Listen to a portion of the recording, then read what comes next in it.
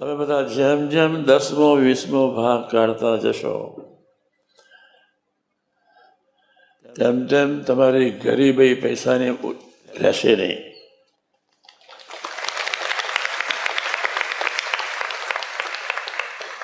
પૈસા માટે ફોફો ના માનવો પડે, પણ ભગવાનને છેતરવાના નહીં. આપણે બધા ધ્યાન રાખજો કે રોટલા ભગવાન આપવા બંધાયેલા છે. ભગવાન આપવા બંધાયેલા છે. કોઈ દિવસ 10મો 20મો ભાગ કાઢનાર માણસને રોટલાના ફાંફા ના હોય, અને રોટલાના ફાંફા હોય તો માની લેવું કે 10મો ભાગ કાઢતો નહીં હોય. ગરીબ હોય ભગવાન સ્વામિનારાયણ કે 20મો ભાગ આપે, પણ જે ગાડીઓમાં બેઠા છે, ઘેર સ્કૂટરો છે, 5-25 વીઘા જમીન છે, એને તો 10મો ભાગ કાઢવો જોઈએ. પણ એક વાત બહુ પાકી રાખજો, માનજો, ભગવાન ક્યારેય છેતરાતા ક્યારેય છેતરાતા નથી. આજથી હવે તમે નક્કી કરી નાખજો.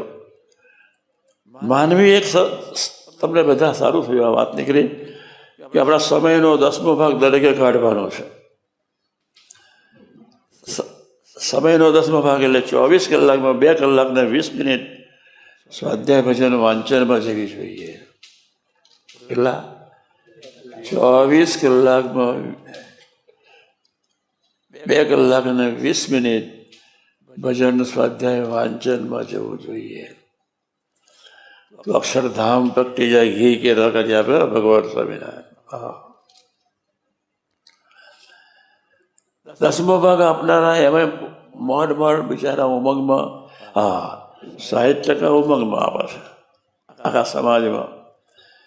40% ધીમે ધીમે ધીમે ધીમે મને ધીમે રહીને પૂછે, સ્વામીજી થોડા મોડા આપો તો ચાલે ને? હું જ્યારે આપીશ ત્યારે મને પૂછવા ના આવીશ.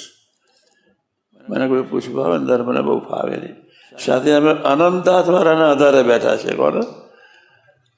2 હાથવાળા માનવીનો આધાર અમે લેતા નથી.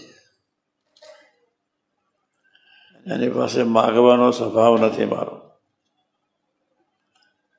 તમે સાંભળજો, માનવી આપીને શું આપવાનો?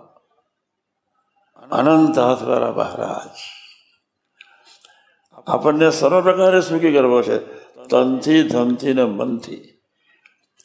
આપણા ધનને પવિત્ર બનાવવું છે.